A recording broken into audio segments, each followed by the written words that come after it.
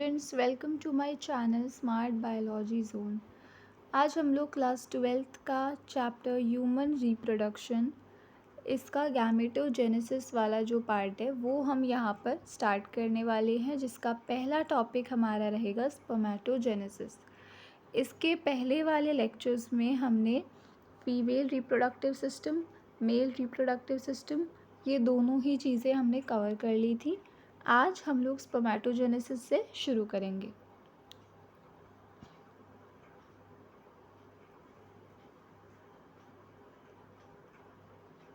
मैंने आप लोगों के लिए एक प्रॉपर पीडीएफ अरेंज की है, ठीक है, जिसके अंदर प्रॉपर नोट्स वगैरह लिखे हैं, एक एक चीज़ लिखी है और बहुत ही इजी एक्सप्लेनेशन के साथ ये पीडीएफ जो है ये मैंने तैयार करी है आप लोगों के लिए। सो आई होप कि आप लोगों को बहुत अच्छे से इस पीडीएफ से समझ में आएगा। और अगर आपको ये पूरी की पूरी पीडीएफ चाहिए तो आप मेरे टेलीग्राम चैनल को ज्वाइन कीजिए, ठीक है, वहाँ पर आपको ये पूरी पीडीएफ फ्री में मिल जाएगी।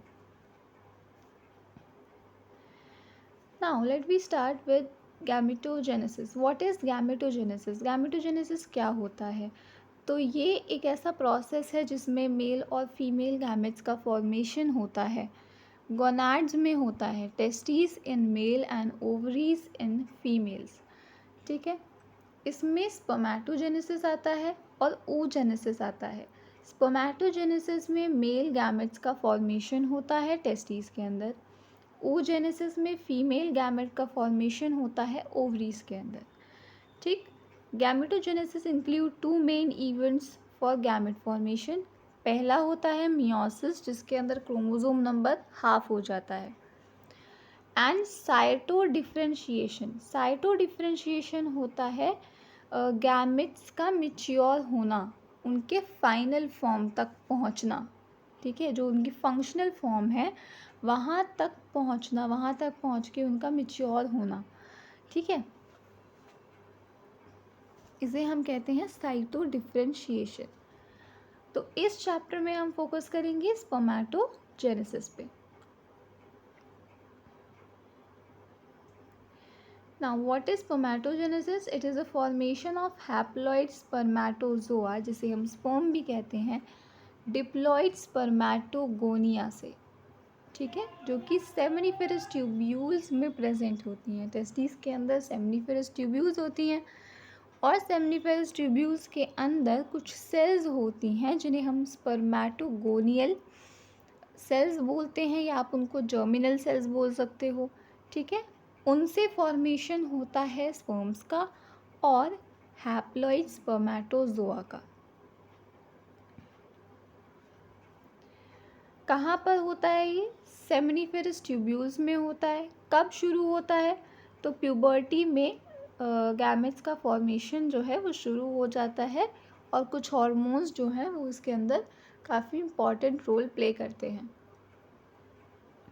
कब तक होता है? तो मेल्स के अंदर ये उनकी ओल्ड एज तक रहता है, ठीक है।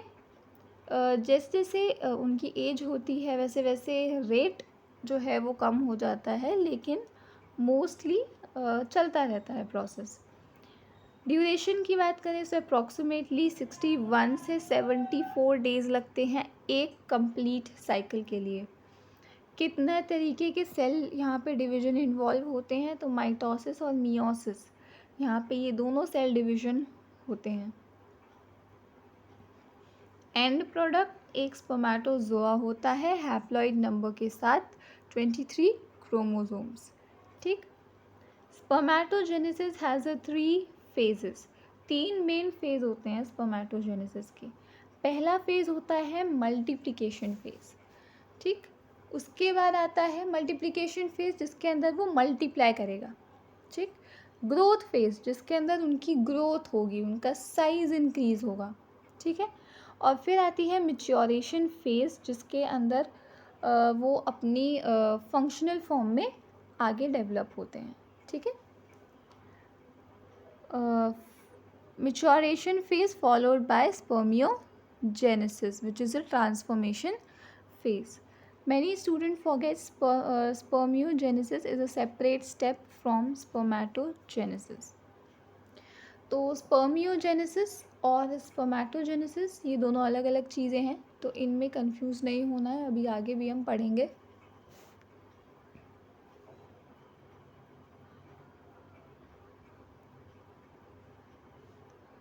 Now there is a structure of testes and seminiferous tubules.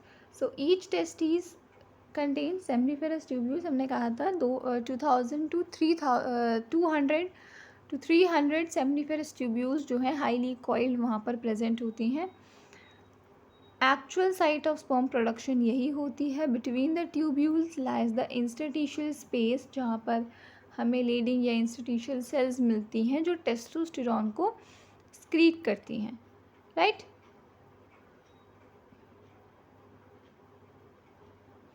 यहाँ पे अगर हम इस डायग्राम के अंदर देखेंगे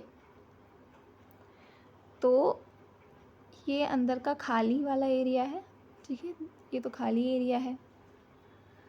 यहाँ पर ये प्रेजेंट है आपकी सर्टोली सेल्स, ठीक है। प्राइमरी सेकेंडरी स्पर्मेटोसाइट्स जो हैं वो यहाँ पर प्रेजेंट होते हैं, राइट। जो डेवलपिंग स्पर्म्स हैं वो इसके अंदर क्या रहते हैं, एम्बेडेड रहते हैं। जो मैच्योर हो रहे होते हैं वो इसमें क्या रहते हैं, एम्बेडेड रहते हैं, है ना।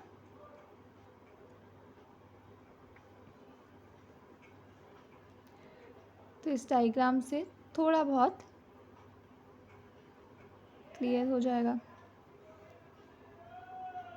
की स्ट्रक्चर्स जो इन्वॉल्व हैं, सेमनीफेरस ट्यूब्यूल्स हैं जो एक्चुअल साइट हैं स्पर्म प्रोडक्शन का, सर्टोली सेल्स हैं जो उनको नरिशमेंट प्रोवाइड करती हैं, लीडिंग सेल्स हैं जो कि बाहर प्रेजेंट होती हैं और एंड्रोजन्स या टेस्टोस्टेरॉन स्क्रीट करती हैं।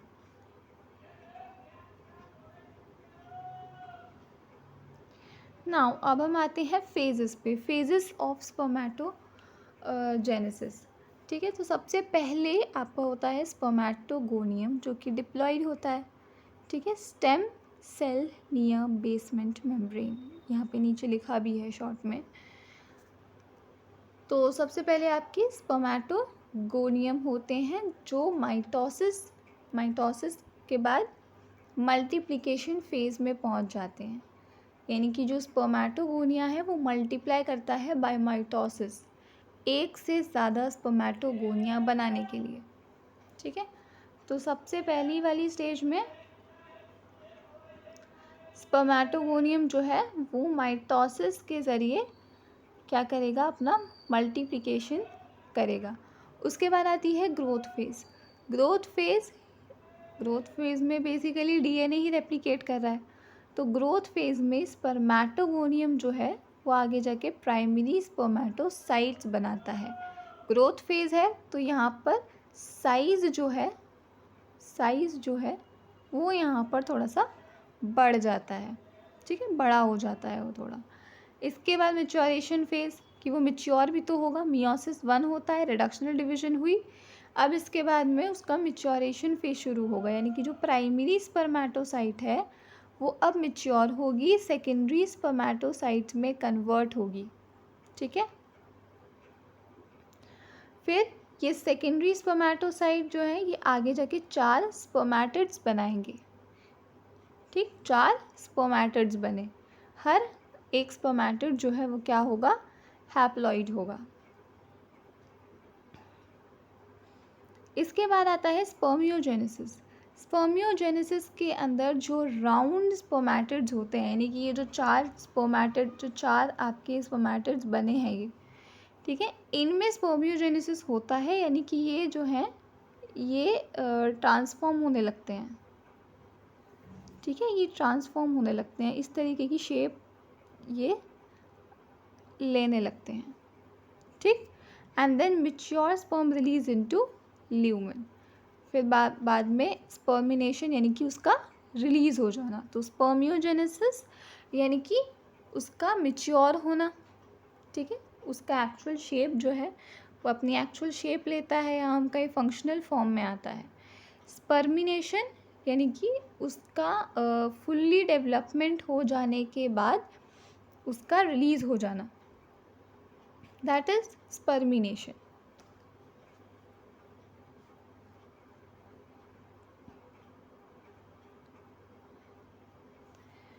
देखिए यहाँ पर पूरा एक्सप्लेनेशन भी लिखा है। The spermatogonia present at the basement membrane of seminiferous tubule divide repeatedly by mitosis to increase in number. Number increase हो रहा है. This ensures a continuous supply of germ cell throughout reproductive life. ठीक है, पूरी reproductive life तक चलता रहेगा ना, क्योंकि growth phase. The spermatogonia periodically move away from a basement membrane, increase in size and get converted into primary spermatocytes. Primary spermatocytes में वो कन्वर्ट हो जाता है और इस फेज़ के दौरान डीएनए रेप्लिकेशन होता है ताकि आगे जाके 2 सिस्टर क्रोमैटिड्स बन सके और वो डिवाइड कर सके. फिर आता है मैच्योरेशन फेज़. मैच्योरेशन फेज़ में सबसे पहले होता है आपका मियोसिस 1. मियोसिस 1 में प्राइमरी स्पर्मेटोसाइट्स जो हैं 2n वो रेप्लिकेट करती हैं. रिडक्शनल डिवीजन होता है. होमोलोगस क्रोमोसोम्स जो हैं वो यहाँ पर सेपरेट हो जाते हैं और 2 सेकेंडरी स्पर्मेटोसाइट्स यहाँ पर बन जाती हैं. प्राइमरी स्पर्मेटोसाइट से 2 सेकेंडरी स्पर्मेटोसाइट्स बनती हैं. ठीक, इसके बाद मियोसिस 2 होता है जिसके अंदर जो सेकेंडरी स्पर्मेटोसाइट्स हैं, इक्वेशनल डिवीजन है. मियोसिस 2 इक्वेशनल डिवीजन होगा. सेकेंडरी स्पर्मेटोसाइट्स जो हैं सिस्टर क्रोमैटिड यहाँ पर भी सेपरेट करेंगे और 2 स्पर्मेटिड पर सेकेंडरी स्पर्मेटोसाइट्स बन जाएंगे. तो टोटल कितने हो गए? 4 हो गए. 1 से 2 बन रहे हैं तो 2 से 4 बनेंगे. ठीक है, तो टोटल कितने हो गए? 4 हो गए. एक primary spermatocytes through the 2 meiotic division ultimately produce 4 haploid spermatid. यानी कि एक प्राइमरी स्पर्मेटोसाइट्स में जब 2 meiotic डिवीजन होती है, मियोसिस 1 मियोसिस 2, तो वो 4 हैप्लॉइड स्पर्मेटिड बनाता है. Now spermiogenesis, the process by which spermatids जो कि राउंड और नॉन मोटाइल हैं वो ट्रांसफॉर्म होते हैं स्ट्रीमलाइंड और मोटाइल स्पर्मेटोजोआ में. No cell division occur at this phase, only structural reorganisation यहाँ पर होता है. कैसे कैसे होता है? गोल्जी कॉम्प्लेक्स एक्रोजोम बना देता है, जो ऊपर वाली कैप होती है उसकी. जब हमने मेल रिप्रोडक्टिव सिस्टम पढ़ा था तो वहाँ पर स्पर्म का जो स्ट्रक्चर था वो भी वहाँ पर हमने आपको पढ़ा दिया था. ठीक है, वहाँ पे समझा दिया था हमने. तो अगर आपने वो लेक्चर देखा है तो आपको समझ में आ जाएगा. अदरवाइज़ मैं आप लोगों के लिए एक थोड़ा सा रफ स्ट्रक्चर में बना देती हूँ. तो अगर हम एक रफ स्ट्रक्चर बना के देखें उसका, तो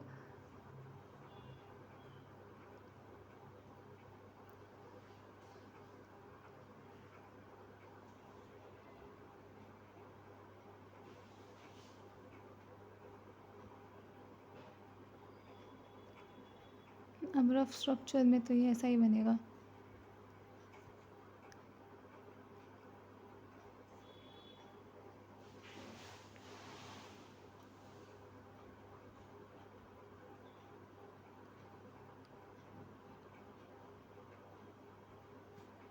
तो कुछ इस तरीके का स्ट्रक्चर जो है वो स्पर्म का इसमें अच्छे से तो नहीं बना है, बट इस तरीके का कुछ स्ट्रक्चर होता है. एंड इसमें ये जो ऊपर वाला पोर्शन है, हेड वाला, ये वाला पोर्शन जो है, ये पोर्शन आपका एक्रोजोम कहलाता है.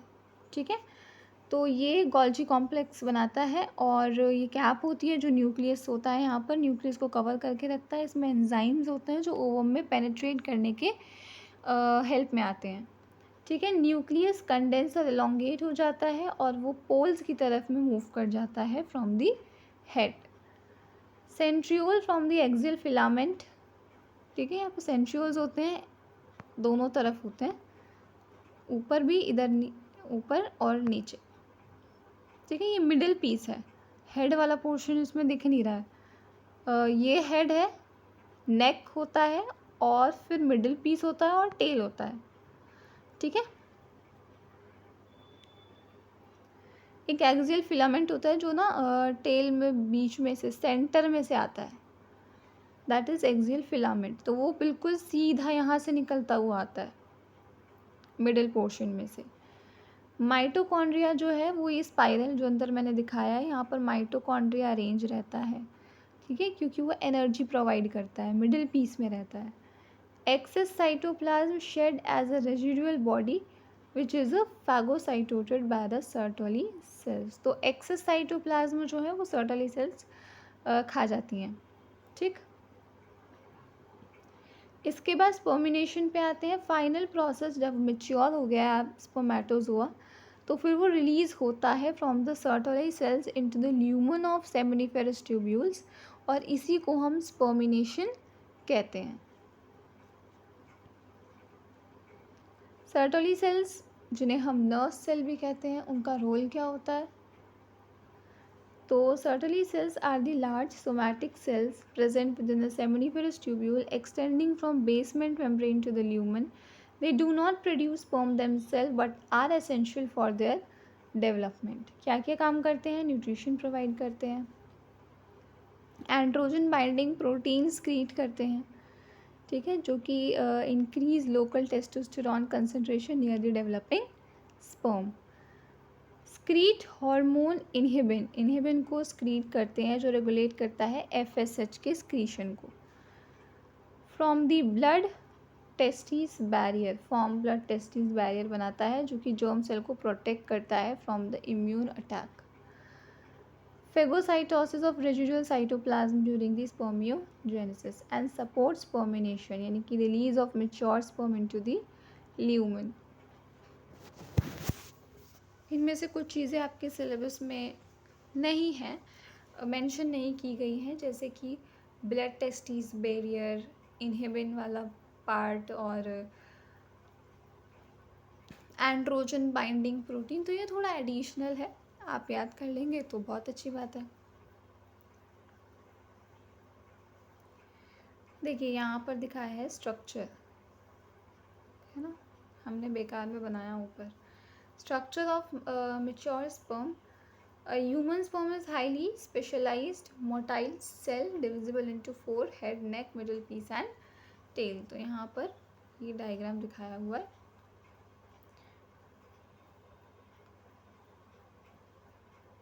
कोई बात नहीं, हम दोबारा देख लेते हैं। तो ये एक्रोसोम वाला पार्ट है, ठीक है, इसके अंदर ये न्यूक्लियस है, ठीक। ये नेक है, ये इसके ऊपर ओवरलैप हो गया, ये नेक है, ये नेक है, और ये मिडिल पीस है। और मिडिल पीस में जो अंदर इस तरीके से दिखाया है ना,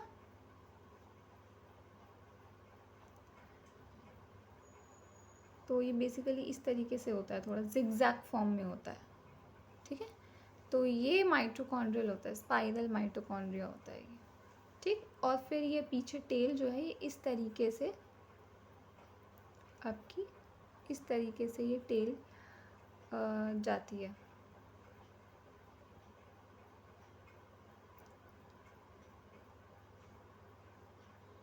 ठीक है। और इसके बीच में एक एक्सियल लाइन जो है वो भी इसके बीच में से निकलती है, ठीक है। ये मोटिलिटी के लिए होता है। बाकी इसका पूरा जो स्ट्रक्चर है वो हमने पहले भी बताया है, तो आप लोग वहाँ से भी देख सकते हैं।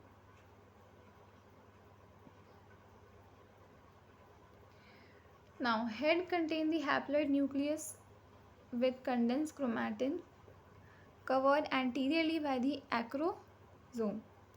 नेक की बात करें, short region connecting head to middle piece, contain centriole, proximal और डिस्टल दोनों सेंट्रियोल होते हैं, मैंने कहा था एक ऊपर एक नीचे होता है, जो कि एक्सियल फिलामेंट बनाता है, जो कि टेल के बीच में से होके निकलता है, ठीक है। Contain numerous mitochondria arrange spirally, ये मिडिल पीस में होते हैं, जो कि एनर्जी प्रोवाइड करते हैं टेल को मूवमेंट के लिए। टेल जो है वो वाइप लाइक स्ट्रक्चर है, जो मोटिलिटी प्रोवाइड करती है, जिसकी वजह से जो स्पर्म्स हैं वो स्विम कर पाते हैं। Now hormonal control of spermatogenesis. Spermatogenesis begins at puberty due to a significant rise in a secretion of gonadotropin releasing hormone. तो जो GnRH का जो लेवल होता है प्यूबर्टी के टाइम पे, जब वो लेवल बढ़ना शुरू होता है, ठीक है, तो उस टाइम पे स्पर्मेटोजेनेसिस जो है वो शुरू हो जाता है. इसमें सबसे मेन जो ऑर्गन आता है वो आता है hypothalamus.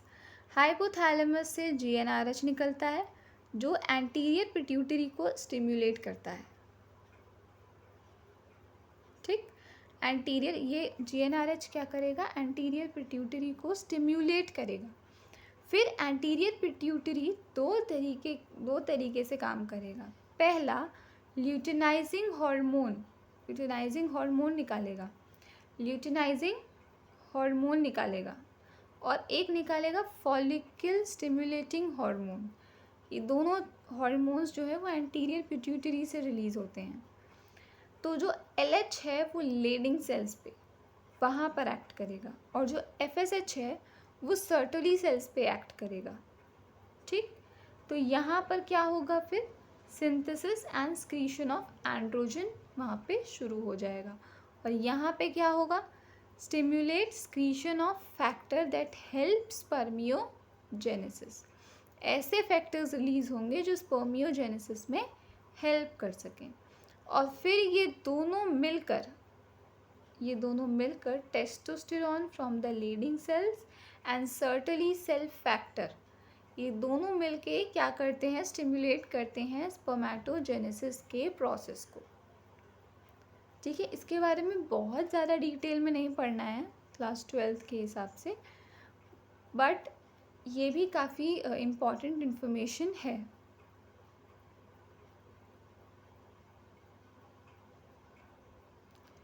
Increased level of testosterone exert negative feedback on the hypothalamus and pituitary.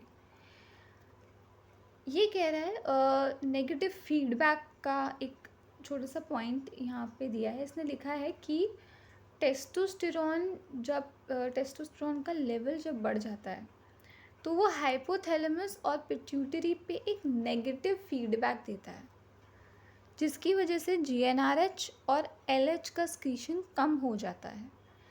इसी तरीके से inhibin secreted by the Sertoli cells inhibit FSH, यानी कि जो इनहिबिन है वो सर्टोली सेल से निकलने वाले FSH को रोक देता है, कीपिंग हार्मोन लेवल बैलेंस, ताकि हार्मोन लेवल क्या रहे, बैलेंस रहे. ठीक है,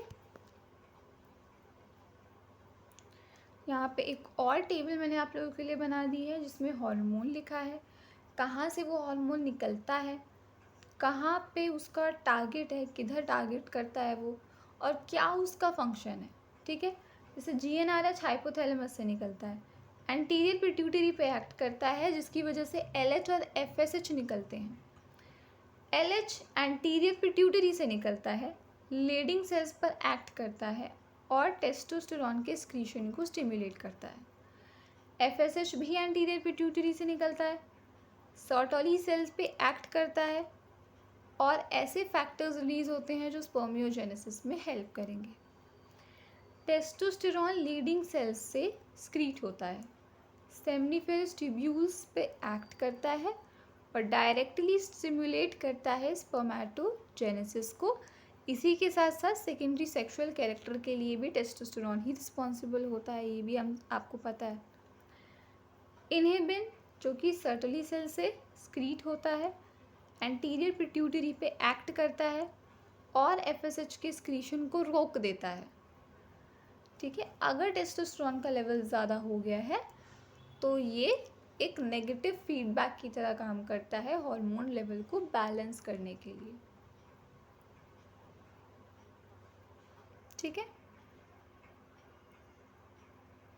ना यहाँ पर एक कंपैरिजन टेबल भी दी है स्पर्मेटोजेनेसिस वर्सेस oogenesis की, बट oogenesis अभी तक आप लोगों ने पढ़ा नहीं है.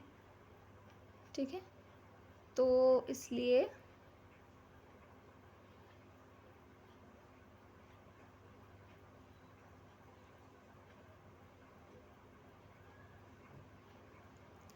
ऊ जेनेसिस अभी तक आप लोगों ने पढ़ा नहीं है, तो इसलिए अभी फ़िलहाल इस टेबल को हम छोड़ देते हैं।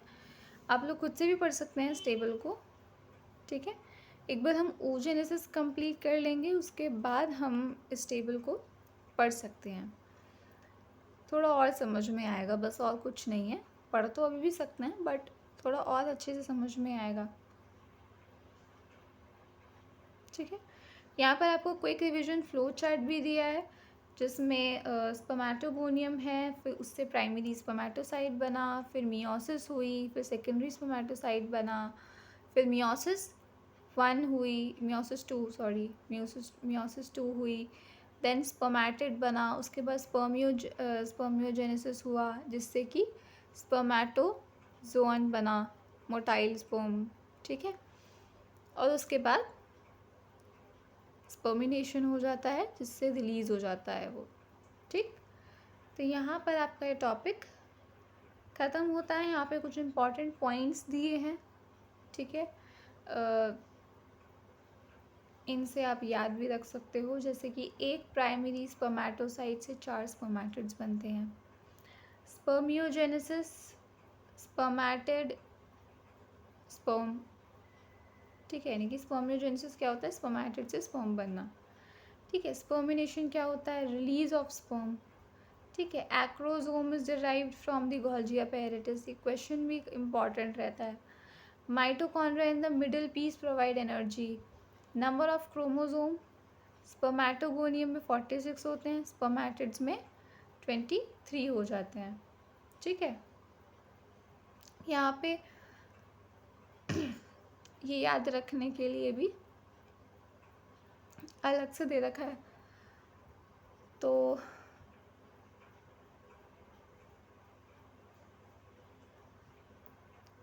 ये PDF आप लोग वहाँ से पढ़ सकते हैं, ठीक है। फ़िलहाल आज के लिए इतना ही। oogenesis वाला टॉपिक हमारा अगले लेक्चर में होगा, एंड आई होप कि आपको ये लेक्चर पसंद आएगा।